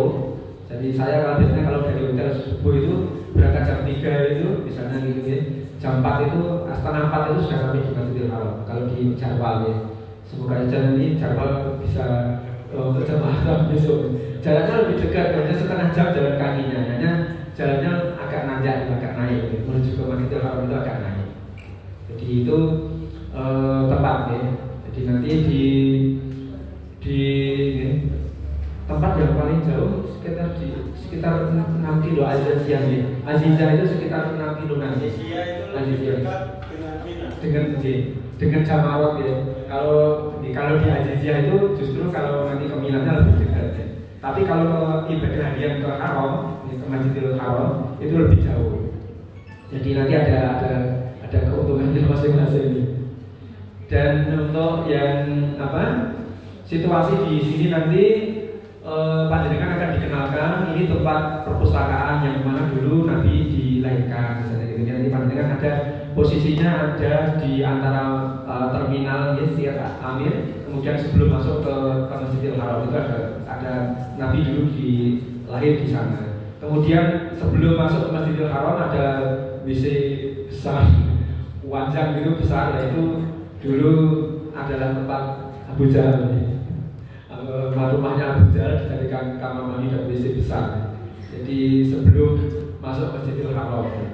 Kemudian Bapak Ibu, panjenengan kalau mohon maaf ya, biasanya kalau tidak ingin BAB kan cukup kalau bakal menggunakan fasilitas yang ada di Masjidil Haram saja, tidak harus ke kamar mandi atau di WC. Jadi panjenengan juga bisa memanfaatkan di samping tempat-tempat sholat panjenengan itu ada keran-keran yang biasa dipakai untuk minum juga, bisa dipakai untuk minum, bisa juga dipakai untuk wudhu. Jadi dipakai untuk wudhu. Jadi hanya karena kalau kaki kita mungkin, mohon maaf ya, yang putra ya, yang kaku kita, yang putri kan tidak mungkin. Kalau yang putri harus tetap ke kamar mandi atau ke tempat. Kalau yang putra itu bisa menggunakan fasilitas tempat-tempat yang dipakai untuk minum, tapi ya, bukan tempat minum yang ada semacam galon-galonnya itu bukan, tapi ini ada tempat minum yang bentuknya keran. Jadi semacam keran-keran itu di titik-titik banyak banget di Masjidil Haram, di tanah masjid maksudnya. Itu kalau bapak-bapak biasanya kalau ada yang batal wudhu pakai di situ, sekalian minum sekalian wudhu. hanya kalau minum jarang karena eman-eman ya, itu kan mungkin airnya bukan air zam-zam ya. Tapi kalau yang untuk minum zam-zam itu sudah tersedia banyak banget. Jadi hanya untuk wudhu, untuk mungkin itu bisa menggunakan itu. Jadi jangan kemudian bingung kalau sudah di dalam masjid kemudian bakal terus piye. Jadi banyak air atau mungkin menggunakan wudhu ya dengan menggunakan botol misalnya, itu juga bisa nih. Botol dilubangi atau mungkin itu yang nanti panjenengan akan diajarkan bagaimana wudhu minimalis ya. Pakai seperti itu, sedotan itu yang wudhu minimalis. Artinya jenengan ya kalau wudhu minimalis jangan wudhunya 3 kali itu tak cukup misalnya gitu. Sekali basuh selesai ya. Jadi wudhunya wudhu sekali yang pokok wajib dulu pokok. Ya. Pakai semprot sebetulnya bisa, hanya mungkin ada yang kurang mantap. Ada yang kurang mantap mungkin kalau kurang semprot, ada yang tidak kena semprotan atau apa. Ada yang juga saya setelah di Mina hari saya setelah nahar ya Idul Adha itu saya akan membawa teman yang di kursi roda gitu. Sebelumnya selama 3 hari saya melayani ke toilet terus ya, angkat junjungan ke toilet ya. Itu saya habis tahalul itu rotok meriang, rotok gerges itu rotok kesel gitu nih. Sehingga saya akhirnya izin menggunakan semprotan itu untuk teman yang di kursi roda itu untuk wudhu. Karena kalau dorong angkat ke kursi roda, turunkan ke kamar mandi dan sebagainya itu agak lama. Terus kemudian saya punya inisiatif mantul sama pembimbing bagaimana kalau saya menggunakan wudhunya tak semproti pakai air zam-zam gitu. Jadi pakai itu kemudian semprot sambil diratakan gitu. Itu untuk wudhu minimalis. Jadi tidak harus ke kamar mandi bagi jamaah-jamaah yang mungkin mengalami kendala tidak bisa ke kamar mandi ini. Kebetulan menurut saya itu kursi roda full, jadi melayani dari untuk wudhu dan sebagainya. Jadi itu Bapak Ibu untuk kaitannya dengan wudhu ini. Dalam tersebut enggak dapat upah jasa. Oh iya, kita kalau di KPH niatnya lillahi ta'ala. Nolong sedulur, nambah sponsor, nambah sedulur, nambah pahala. Jadi kalau di KPH lain memang ada perhitungan seperti itu. Tapi kita sudah membiasakan dari KPH walaupun ibadah kalau sama-sama ibadah ya. Hanya apa nih? Ya memang sebaiknya memang kalau ada pendamping yang dari keluarga itu akan lebih afdal ya. Dan jangan jadi kendalanya tahun kemarin itu ada dari korwil yang lain ya. Kebetulan pendampingnya itu stroke. Sing didampingi sudah sepuh banget, sing didampingi stroke mana. Ya, jadi kemarin itu akhirnya mau tidak mau ya regu ya harus turun tangan gitu. Karena sudah berangkat ada pendampingnya, tapi pendampingnya stroke. Yang didampingi sepuh sekali. Jadi akhirnya ya sudah rezekinya kita. Bapak Ibu mantan ingin mungkin ini masih panjang tapi mungkin kalau cukup dengan tanya jawab saja gitu.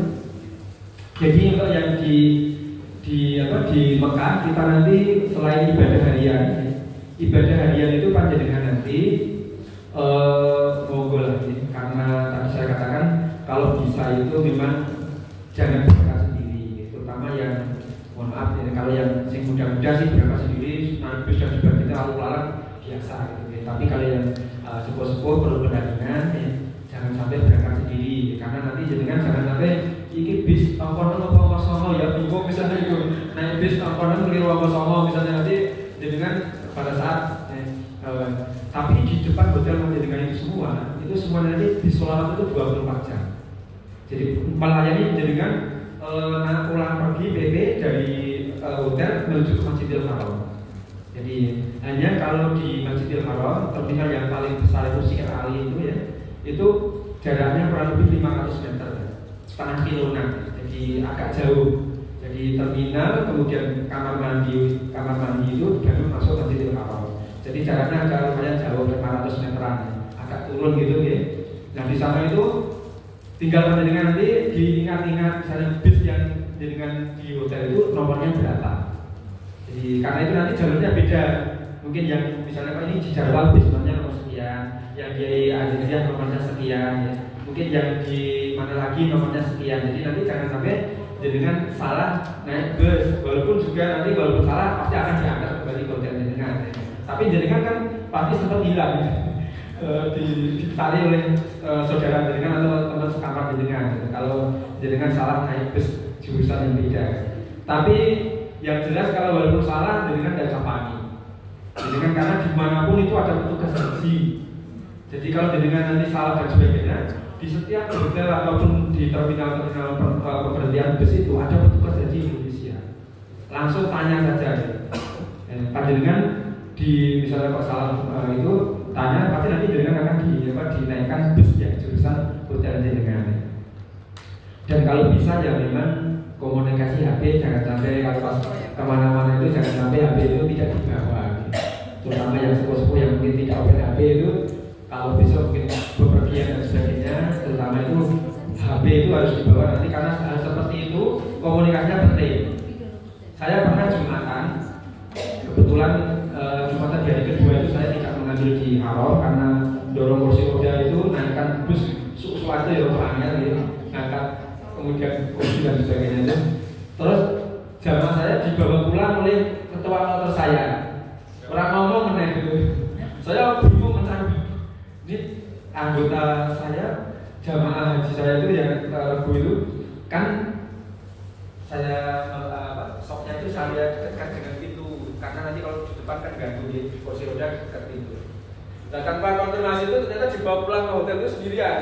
Nah saya sampai bingung akhirnya saya ngegeri teman-teman itu ternyata sudah Pak tak bawa pulang juga. Jadi juga tidak memberitahu karena itu kejadian-kejadian seperti itu tuh penting. Karena saya tidak bawa HP itu saya terus kan bingung sih pulang tanpa membawa jamaah nanti tidak ditemui istrinya biasa.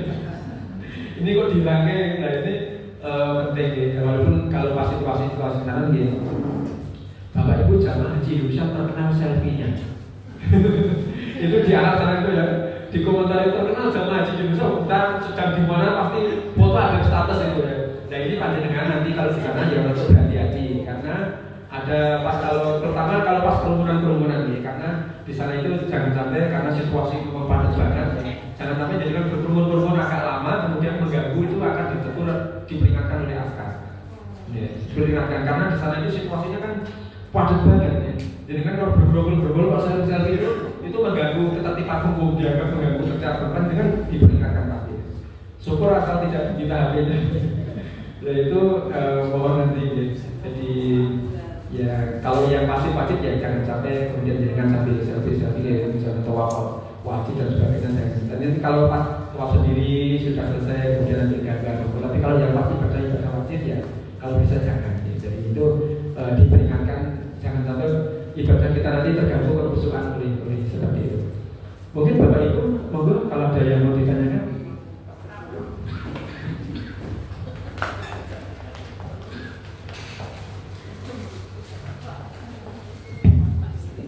Assalamualaikum warahmatullahi wabarakatuh. Terima kasih waktunya. Kami bertanya yang pertama untuk kegiatan umum, yaitu nanti kalau memungkinkan itu kami diperkenalkan untuk penggunaan lift. Dan mungkin di antara kita itu terutama saya itu orang tahu numpak lift gitu. Itu yang pertama. Yang kedua, untuk wudhu tadi sudah akan diberi pelajaran tentang wudhu minimalis, walaupun pernah diajari ini orang tahu wudhu gitu kan raiso gitu. Dan Pak, selain wudhu minimalis juga diajari untuk tayamum. Mungkin kan nanti di pesawat kita akan melaksanakan tayamum itu yo tahu ini pelajaran tayamum ini orang tahu bingung mungkin kita itu banyak yang lupa tayamum piye, wudhu minimalis piye, nanti itu yang akan saya tanyakan seperti itu. Terima kasih. Hanya itu saya sampaikan. Wassalamualaikum warahmatullahi wabarakatuh. Ini jadi maksudnya Bapak. Jadi untuk yang lift, lift nanti kalau kita manasik terakhir di RSI dan semoga saja mungkin manasiknya di aula atas saja. Kalau di aula atas itu kan kita sudah mau menuju ke atas dan naik itu. Di lantai samping. Hanya kemarin kita itu yang jamaah kemarin itu manasiknya di di masjid. Jadi kita tidak ada pelajaran lain. Nyuwun sewu, karena saudara-saudara kita kan 60% saudara kita kan orang-orang tua. Gitu. Kalau panjenengan saya akan sudah bolak-balik naik lift. Yang kenapa kan begitu naik lift itu kan sendalnya ditinggal. Mesti kalian yang melulas sendalnya di anggap baik ada temes itu sendalnya ini jompo itu. Kalau setengah bolos sendalku di yang kan. Ada seperti itu yang terus kadang-kadang. Kemudian sewu pelajaran tayamum nanti di channel ada, termasuk dasar hukumnya nanti ada tayamum. Kemudian saya yang belum pernah kehebatan tadi makam Rasulullah Muhammad SAW, di mana Nabi Basa Jawa ini keceprok dilahirkan, itu digunakan tempat perpustakaan. Sebab boten pakai paling ramai diziarahi teman-teman. Wah, lain Nabi dia karena bisa musyrik. Yang belum saya penasaran itu makam Abu Lahab itu. Saya yang belum pernah, malah saya kepengen ceritanya itu makam Abu Lahab itu amit-amit itu sekian kilometer itu bau bangkai. Iya, mau bilang mendalif. Dan Abu Lahab itu ketika meninggal itu kena penyakit lepra, mau bilang mendalif, yang orang itu jijik. Iya. Ketika dimakamkan tidak digotong, disuruh pakai kayu. Ya, jadi jarak 500 meter itu bau bangkai. Jadi mending orang sampai ke sisa itu baru ada dunianya. Oke. Monggo tadi tayamum insya Allah nanti akan ketemu. Kemudian wudu minimalis, kemudian naik lift nanti di lantai 9 itu. Mangga pokoknya sendalnya apa ditinggal kan guys. Ini insya Allah. Kemudian di KBH Muhammadiyah dilarang memungut kalau mau. Jadi ketika membantu saudaranya kemudian minta bantuan itu nanti putus persaudaraan. Minta upah salih Gusti Allah. Jadi udah balik-balik sakti ke sakti kemudian. Iya. Monggo.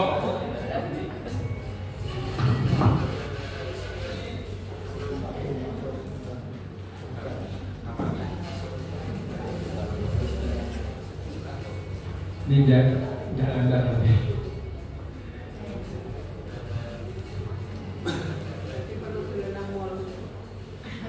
Jadi untuk penggunaan lift mungkin untuk sederhana nanti akan ada di RSI atau mungkin ya mohon maaf ya di RSUD itu.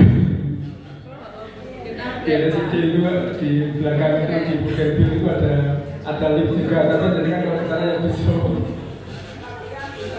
latihan kita akan besok kemudian naik lift di RSUD di ngajari lift di Bukebil belakang itu ya, itu ada kamar yang pakai lift di lantai 2 sampai 3 ya. Jadi selain naik lift apa tadi naik lift terus yang nanti ada pelajaran tayamum ya. Satu lagi tadi apa? Oh dia wudu minimalis. Jadi nanti ada materi tentang sama. Ini naik lift tadi yang Pak Haji Mumin tadi ngendiko ya, cerita yang sepuh-sepuh terutama saya yakin ya. Terus Bapak Ibu karena tempatnya itu memang nanti antrinya itu mau padat ya. Biasanya yang diutamakan itu nanti yang asal kursi roda dan sebagainya itu didahulukan karena yang tidak ya betul. Kemudian kita Bapak Ibu kita bisa masuk.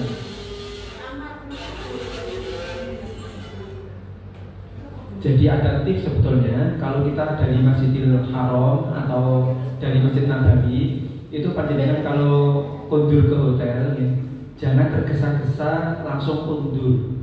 Contoh ini habis subuh mungkin ya habis subuh paling tidak yang nunggu setengah jam atau 1 jam atau setengah jam atau paling tidak. Karena pada saat jenengan habis subuh kemudian pulang, ruang ini padatnya bukan main. Orang semuanya berjejel untuk masuk lift dan sebagainya. Nah, panjenengan paling tidak ya habis subuh itu syukur kalau selama di sana itu mesti habis subuh langsung nanti nunggu bisa baca Quran dulu, bisa zikir, ya. Kemudian suruh baru sholat duha, setelah sholat duha baru kundur ke hotel. Itu paling tidak kan jenengan butuh waktu 1 jam 2 jam. Nah itu ya jenengan kundur kembali ke hotel kalau mau nunggu duha itu ya. Sholat duha itu kan paling tidak ya. Jadi nunggu sholat duha kemudian ya, kalau mungkin tergesa-gesa ya paling tidak dikasih jarak, jangan sampai sholat subuh selesai terus salam terus kemudian menjenengan kembali ke hotel, padat banget.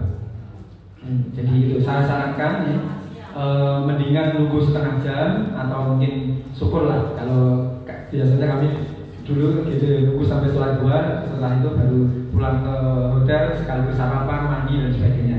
Terus gini Bapak Ibu, situasi di sana itu situasi kering ya. Jenengan jangan sering mandi. Karena jenengan sering mandi nanti yang pertama bisa gatal-gatal ya. Atau yang kedua, memang bahasanya besisik. Kering terus besisik itu loh. Besisik di kulit-kulit itu nih. Jadi di sana saya dulu tidak tahu, tapi karena panas saya sering mandi itu ya. Alhamdulillah sih tidak gatal, tapi besisik gitu. Jadi disarankan sehari itu ya suara kakek pisang tidak apa-apa. Jadi sehari mandi sekali. Bahkan mohon maaf ya, kalau yang mungkin tahan itu, di sana itu tidak berkeringat Bapak Ibu. Orang keringetan. Jadi baju jenengan itu dipakai 2 hari itu masih belum bau keringat. Karena kan panasnya panas kering gitu. Panasnya panas kering banget gitu. Habis subuh aja itu angin itu kena muka itu masih hangat, masih panas. Mau berangkat sholat subuh jam 4, jam setengah 4 pagi atau jam 3 itu anginnya kan masih hangat di muka itu. Jadi saya katakan tadi selain besisik yang tidak kuat itu kemudian gatal karena sabun itu jadi alamnya beda. Jadi saya sarankan tadi saya aja kan ya sedino pisan tidak apa-apa, sehari sekali itu mandinya tidak apa-apa karena ya udah berkeringat kok, jadi tidak keluar keringat. Jadi atau mungkin yang nekat itu orang dino pisan ya orang tidak berkeringat kok tidak masalah, tidak berkeringat. Jadi itu kondisinya nih. Jadi Pak Haji Pakar malah ngantar kurang mandi terus orang dino tolong dijual apa-apa. Ya enggak lah, sehari sekali lah Pak, enggak jaga kebersihan juga sehari sekali itu kondisi tadi ya. Nanti terus gini Bapak Ibu, untuk yang laki-laki terutama mungkin ya, panjenengan adaptif juga untuk menghindari lift yang berjubel. Jenengan naik tangga 1-2 tangga dulu. Ya, nanti baru lantai berikutnya jenengan naik lift karena di situ kan sudah ada antri. Nah itu juga mengurangi antrian di lantai dasar ya. Yang semuanya antri berjubel di lantai bawah. Jenengan ngalahi dulu ya. Melipir di samping lift itu ada tangga darurat. Biasanya di samping lift itu ada tangga-tangga darurat yang bisa dipakai untuk jalan kaki. Bisa kita tangga darurat 1 atau 2 lantai. Jenengan di situ baru naik lift. Jadi di situ kan sepi lantai 2 atau lantai 3 itu. Karena semuanya masih berjubel di bawah. Nah itu juga tips ya, cara kita untuk supaya menghindari antrian lift di lantai dasar yang penuh banget. Dengan ngalahi naik 1 tingkat atau 2 tingkat pakai jalan kaki, kemudian dengan naik untuk yang tujuan saja dengan. Kalau saya kemarin sih karena dorong kursi roda, dan mungkin saya mau meninggal kan tetap harus ngantri di lift karena dorongan kursi roda. Tapi kalau yang tidak, tadi tipnya adalah dengan mencari pintu darurat tadi, kemudian naik 1 tangga, 1 tingkat atau 2 tingkat terus dengan baru naik lift. Ya, lumayan kan sebenarnya lantai 7 kan sudah masih 5 lift yang bisa kita naiki. Jadi naik dulu 1 lift, kemudian nanti di situ pasti lebih rongga. Itu mengantisipasi ya. Betul Bapak Ibu. Kita naik lift itu kalau tidak sabar kan memang mohon maaf ya bahasanya untuk emosi pas dua, apalagi untuk mulus apa meneh ya. Terus yang berikutnya adalah kalau panjenengan nanti di Mina, jangan sampai menunggu kamar mandi itu nunggu mules. Jenengan harus punya feeling lah.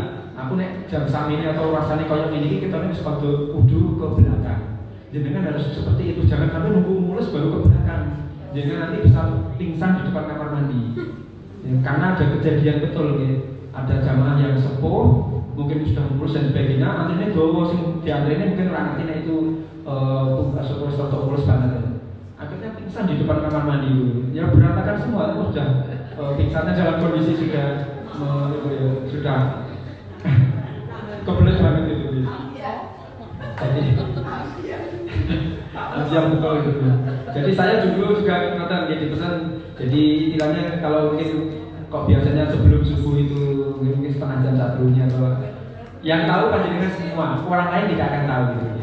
Jadi aku nek rasanya koyo ini sekitar bisa untuk persiapan. Jadi kan jangan sampai menunggu sampai saya katakan ini sampai lulus jangan. Kecuali kalau di kamar, di hotel dan sebagainya, monggo lah ya setiap kamar ada fasilitasnya. Tapi kalau di luar, terutama pada saat tadi saat kegiatan di Mina dan sebagainya, itu jangan sampai nunggu mulus baru ngantri ya. Saya aja itu jamaah 60% itu kan masih ngantri. Walaupun 3-4 itu masih ngantri. Apalagi kalau nanti jamaah 100% full, antrinya pasti mungkin bisa 10, bisa 15 gitu. Dua gitu, panjang ke belakang. Jadi saya aja itu nanti ya 5-4 kadang itu kondisinya macam ya. Ada yang lain mungkin? Monggo Pak Bu Ali. Terima kasih Pak Bud waktunya. Ini tadi yang digambarkan di Madinah untuk penginapannya kamarnya itu memang dalam satu kamar mandinya satu ya. Jadi bagaimana dengan kondisi yang di dalam ruangan itu berapa orang tak sampai 5 orang itu bagaimana kalau tidak terlalu lama mengantri nanti satu-satu kamar mandinya tidak lama ya. Kemudian yang kedua saat mana ini bapak sama ibu artinya bisa bareng saat kemana itu adakah nggak punya nggak atau total beribadahnya tidak bersama bapak artinya bersama saat kapan itu bisa bareng. Kemudian yang ketiga itu yang kemarin meninggal dari bulan di sekolah itu mengatakan untuk apa uangnya atau yang kita bawa itu apakah kita tukarkan dengan rial semua atau dengan rupiah yang kita bawa bisa total digunakan atau pripun untuk keuangannya benar. Kemudian yang terakhir untuk nomor handphone yang kita gunakan itu di sana beralih dengan nomor yang lain atau nomor tersebut bisa digunakan untuk saling komunikasi. Saya ketemu untuk paling boleh itu boleh. Satu-satu nih. Yang pertama tadi kamar mandi itu memang satu kamar mandi. Jadi satu kamar mandi monggo dengan nanti berbagi dengan yang lain. Kalau saya biasanya suka ngalah itu artinya yang lain masih tidur saya bangun dan ke kamar mandi duluan. Jadi itu salah satu trik ya. Yang lain masih pada tidur saya bangun duluan dan di kamar mandi dulu, selesai kamar mandi semua selesai masih tidur. Jadi itu caranya. Jadi penjenengan monggo lah ya. Jangan sampai nanti kamar mandi siji rebutan. Orang ada sing ngalah misalnya gitu ya. Jadi monggo karena itu kamar mandinya itu satu ya, kloset satu, bathtub satu, kamar mandi itu yang mandi itu ya. Tempat itu wastafel juga di dalam itu ya. Jadi kalau jenengan mau gosok gigi, mau mandi tetap harus ngantri karena apa? Tempatnya jadi satu itu. Begitu dikunjungi teman jenengan nggak bisa gosok gigi, orang bisa WC, nggak bisa mandi. Maka monggo nanti diatur baik-baik. Bednya tadi satu orang satu atau dua? Satu orang satu. Setiap orang satu bed nih. Satu bed terpisah sendiri. Kasurnya sendiri, bednya satu-satu nih. Jadi itu ya. Monggo, jadi sekali lagi karena kamar mandi satu untuk berlima atau nanti kalau dibuka berempat itu jenengan yang tahu situasinya. Panjenengan nanti setelah 1-2 hari dengan kamar teman di kamar itu akan tahu situasinya. Oleh saya jam sampai ini kalau seperti ini saya harus ke kamar mandi misalnya itu nanti jenengan akan membaca situasi seperti itu.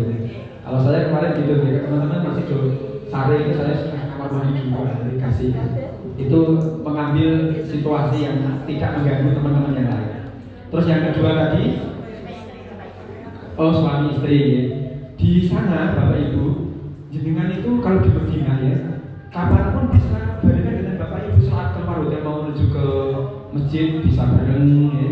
Mau mau belanja, mau apa, bahkan bisa hanya bedanya saat sholat. Karena pada saat dengan masuk Masjid Madinah, yang laki-laki itu di posisi pintu ini di depan, yang jamaah putih di belakang, jadi kan pasti terpisah. Jadi pisahnya saat di masjid saja. Nanti kalau masjid mau janjian, Pak, nanti jam sekian di pintu sini ya, atau di WC nomor ini ya. Nah itu ketemu lagi, pulang bisa bersama-sama lagi. Jadi gitu, itu yang di Masjid Nabawi. Sementara kalau yang di Madinah, di Mekah, jenengan itu sholatnya nanti berangkat bareng, masuk masjid bareng nggak masalah. Karena di sana kan laki-laki dan perempuan ya. Bedanya nanti paling begitu sudah masuk, oh ini yang perempuan itu kadang dikasih sekat, ada askar yang oh ini yang jamaah laki-laki di sana, yang jamaah perempuan di sana. Tapi sama-sama mungkin ada yang mungkin kebetulan jadi kan sholat di sebelah di situ perempuan, memungkinkan di Mekah ya. Tapi kalau yang di Madinah tidak bisa. Jadi di Madinah karena sudah sangat tertib gitu yang di Madinah. Kalau di Mekah bisa.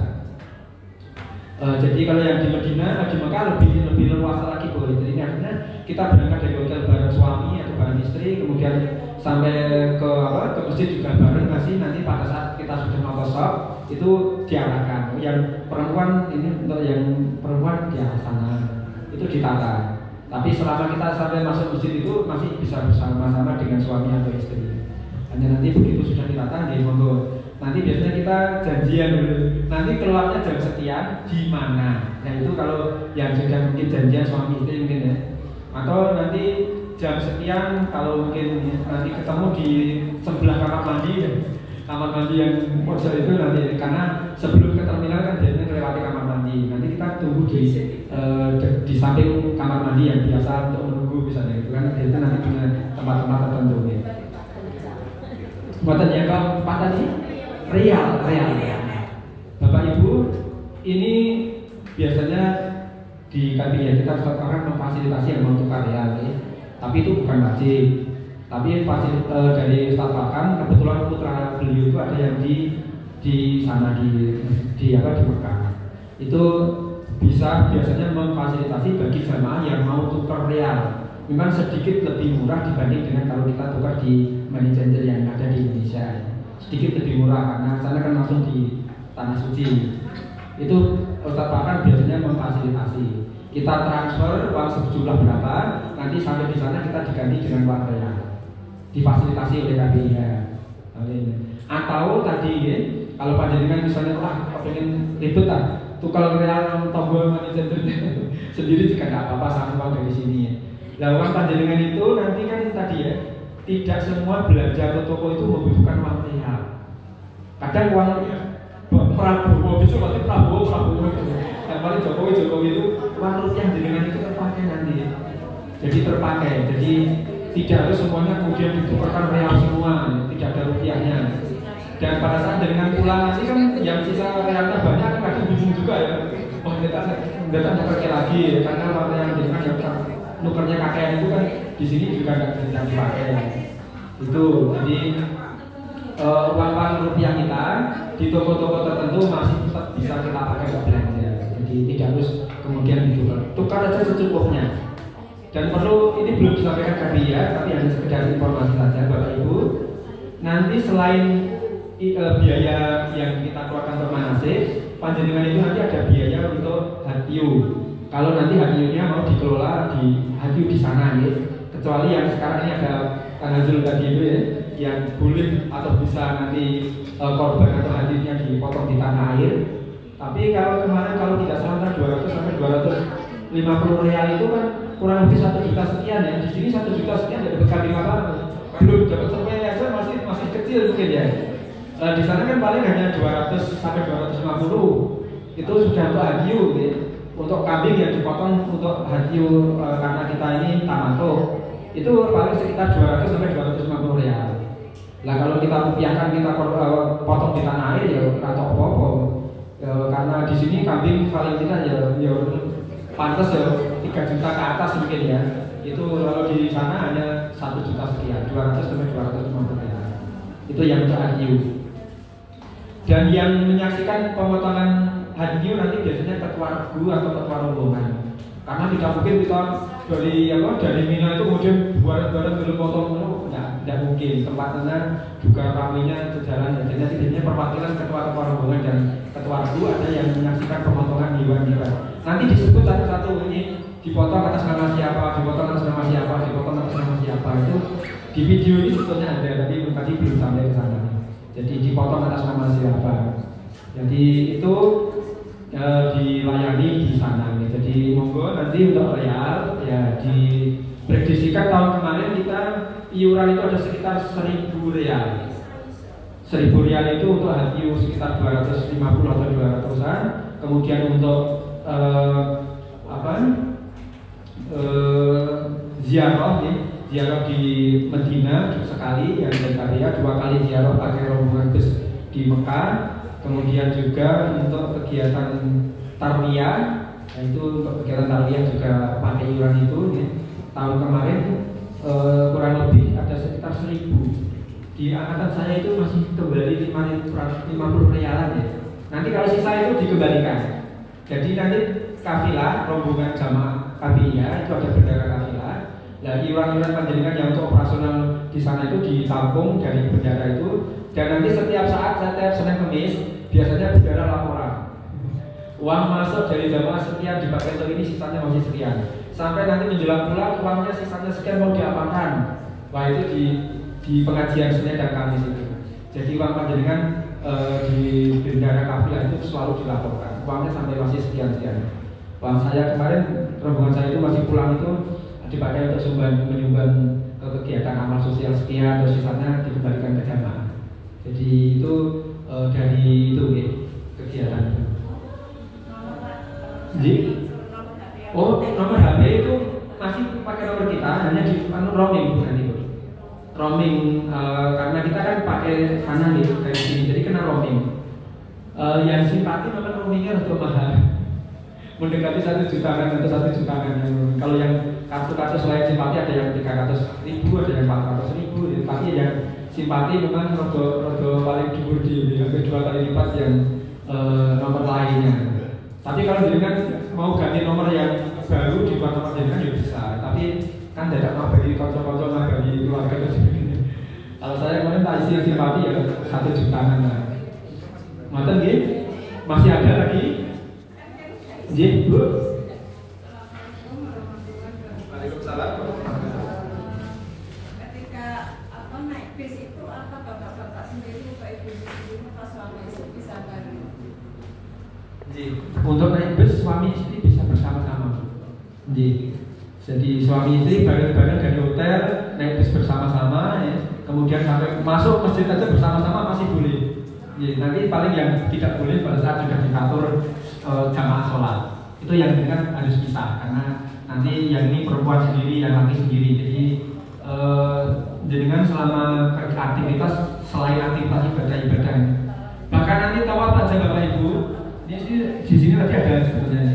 Tawaf kita itu nanti kita akan dilakukan formasi. Jadi jenengan yang sepuh dan sebagainya tidak usah khawatir nanti saya tawafnya seperti apa. Panjenengan nanti akan dilindungi oleh bapak-bapak, mas-mas yang ada. Jadi bapak-bapak itu akan membentuk formasi, nanti akan kita praktekkan saat di lapangan ya.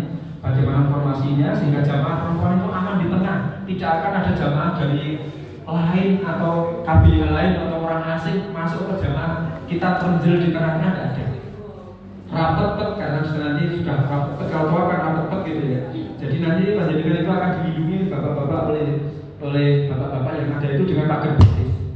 Jadi di pagar betis, jadi jenengan tidak usah khawatir nanti tawaf saya kayak opo ya misalnya gitu, keinjak atau tidak dan sebagainya, jenengan akan dilindungi oleh teman-temannya. Terutama yang muda-muda biasanya kalau pagar depan, pagar belakang itu nanti tengah itu akan melindungi oleh teman-temannya. Kecuali yang memang tadi yang harus pakai kursi roda, nanti panjenengan jangan tergesa-gesa bahwa kok konsolnya wis tua, saya belum ya misalnya. Nanti jenengan itu akan dipandu oleh KBIA. Jadi karena kemarin saya juga di bus saya itu ada gitu ya.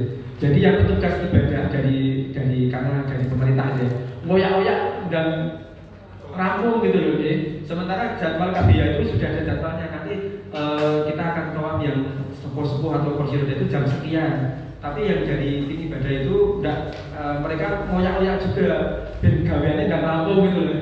Nah akhirnya yang tidak kasau diurusi KPI itu akhirnya gabung ke sana karena dandang rapor cepet gitu ya. Akhirnya ya jadwalnya yang dari KPI ya sudah karena sudah dituapi oleh petugas haji dari kabupaten, akhirnya kita ngalah karena kita sebenarnya sudah punya jadwal sendiri.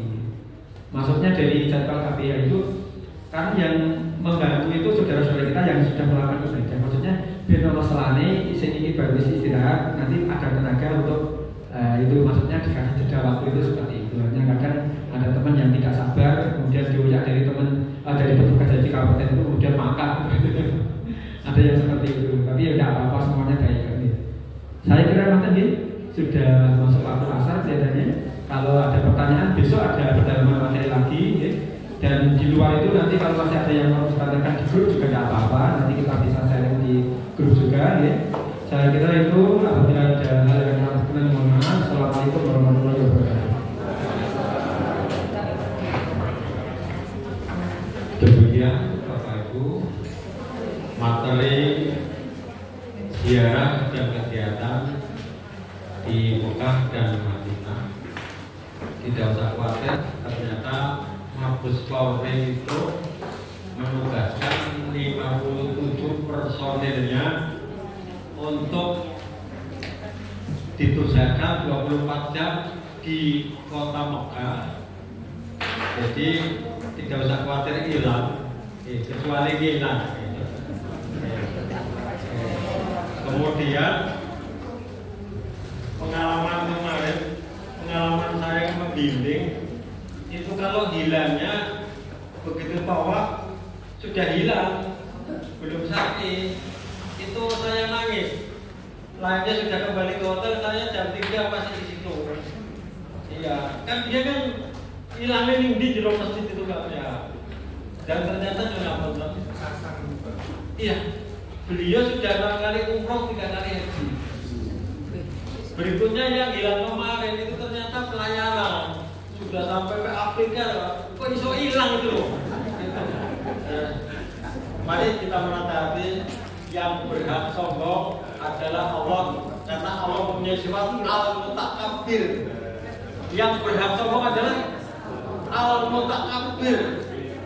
Umroh pengen 6 haji 2 kali, pelayan kok iso hilang itu loh. Pembimbingnya nangis ibu, lainnya sudah di hotel, saya jam 3 masih di dan istrinya di hotel nangis, istrinya itu ternyata hilang 3 kali.